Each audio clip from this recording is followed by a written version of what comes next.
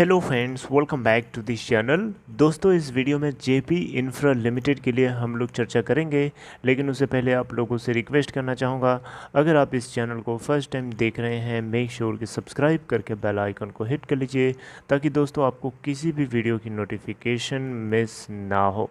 और दूसरी रिक्वेस्ट कि अगर आपको डीमेट या ट्रेडिंग अकाउंट ओपन कराना चाहते हैं या कराना है किसी को, अगर आप जानते हैं तो डिस्क्रिप्शन बॉक्स में उसके लिए भी लिंक आपको मिल जाएगा।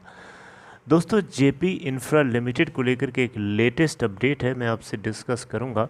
लेकिन उससे पहले अभी अगर हम देखें तो इसके अंदर लास्ट ट्रेडिंग सेशन नहीं, आज के ट्रेडिंग सेशन में अगर हम देखें तो 21 अप्रैल 2022 को 3.05 के प्रीवियस क्लोजिंग प्राइस के ऊपर ही ओपन हुआ और 3.20 का हाई बना चुका है और 3.215 के ऊपर ट्रेड हो रहा है अभी, जिसमें आपसे बातचीत कर रहा हूँ।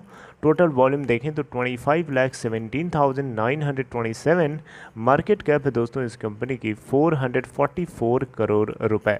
3.15 से 3.20 के बीच में ट्रेड हो रहा है, जो कि 5% के आसपास का अपर सर्किट यहाँ पे लग सकता है। अगर हम इसका 52 वीक लो 1 पॉइंट देखें तो 1.4 का है और हाई है 4.85 का। दोस्तों, आप देखिए यहाँ पे एक लेटेस्ट अपडेट है यमुना एक्सप्रेस वे से जुड़े हुए टोल टैक्स को लेकर के। यमुना एक्सप्रेस वे पर चलना हो सकता है महंगा, यानी अब जेपी इंफ्राटेक लिमिटेड ने टोल टैक्स बढ़ाने का प्रस्ताव जारी कर दिया है।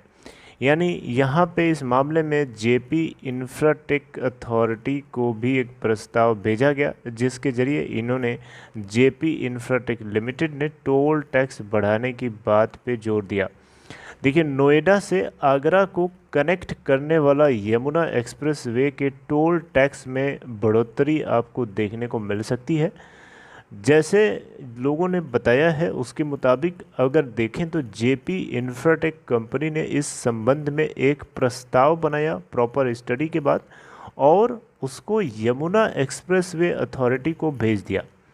यमुना एक्सप्रेसवे अथॉरिटी इसके ऊपर विचार करेगी। अगली बैठक में जेपी इंफ्राटेक लिमिटेड भी इसके ऊपर विचार फिर से करेगा और जेपी इंफ्राटेक ने टोल टैक्स में लगभग 20% के आसपास बढ़ोतरी की प्रस्ताव को मंजूरी देने की बातें कही है। इसको लेकर के इन्होंने जो प्रपोज़ल बना करके यमुना एक्सप्रेस वे को भेजा है, अब अगली जो बैठक होगी उसमें सब के सब मिलकर डिसाइड करेंगे।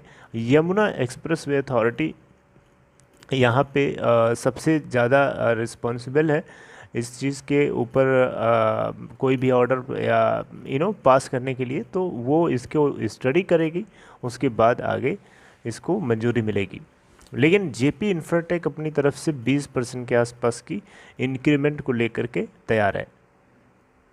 और जेपी इंफ्राटेक लिमिटेड ने यहाँ पे अचानक 20% के बढ़ाने की बात नहीं कर रहा है, इसको कई दिनों से काफ़ी स्टडी किया, काफ़ी अध्ययन किया और उसके बाद इसे तैयार किया है कि जेपी इंफ्राटेक लिमिटेड चाहता है कि टोल टैक्स में 20% का इंक्रीमेंट हो। फिर इसे एक्सप्रेसवे अथॉरिटी को भेज दिया गया है। टोल दरें कितना बढ़ेंगी कितनी नहीं बढ़ेंगी, इस पे एक्सप्रेसवे अथॉरिटी का पूरा अधिकार है, वही इसके ऊपर फाइनल डिसाइड करेगा और ये बात आपको पता होना चाहिए।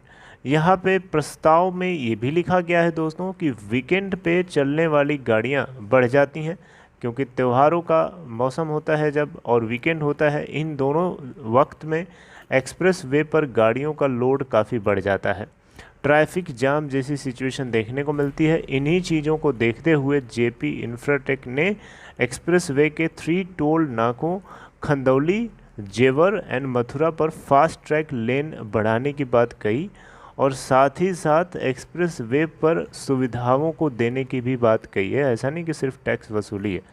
जाहिर तौर पर फास्ट टैग लेन बढ़ने से फ़ायदा आम लोगों को मिलेगा, लेकिन इस पर फैसला अभी अगली बैठक में होएगी, राइट। ये कोई फाइनल नहीं है। वहीं दूसरी साइड हम देखें तो आगरा और लखनऊ को जोड़ने वाला जो एक्सप्रेस वे है, इसके टोल नाकों पर अब 112 लिखा होगा, ना कि 100। देखिए, 100 नहीं लिखा होगा, 112 लिखा होगा, क्योंकि लोगों को यहाँ बताया जा रहा है कि लोगों को पुलिस की मदद होती है, तो लोग 100 डायल करने की आदत में हैं। तो इसलिए यहाँ पे उसको बदलने के लिए 112 लिखा जाएगा। वैसे एक बात मुझे आज तक नहीं समझ में आई कि जब 100 नंबर ऑलरेडी बना हुआ था पुलिस हेल्पलाइन के लिए, तो उसको 112 करने की क्या ज़रूरत थी? 112 से क्या क्राइम कम होता है? 100 से क्राइम ज़्यादा होता है क्या? मतलब ये सरकार की जो है सोच, गॉड नोस कि 100 और 112 में क्या डिफरेंस है क्राइम का, अभी भगवान ही जानते होंगे और सरकार जानती होगी। बहरहाल इसके ऊपर हम चर्चा नहीं करेंगे, लेकिन यहाँ पे जेपी इंफ्राटेक लिमिटेड से जुड़ी हुई एक खबर थी जो आपको मैंने बताने की कोशिश करी। अब जेपी इंफ्राटेक के रिजोल्यूशन प्लान को लेकर के मेरे पास अभी तक कोई अपडेट नहीं है। कोई खबर आएगी तो मैं आपसे ज़रूर चर्चा करता हूँ। तब तक अपना ख्याल रखिए। Take care.